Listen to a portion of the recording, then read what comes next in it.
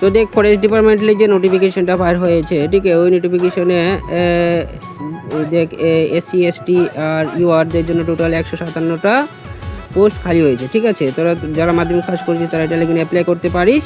আর এটা লাগিয়ে সিলেকশন প্রসেসে কী আছে দেখ, তোদের উচ্চতাটা হতে লাগবে 163 সেন্টিমিটার।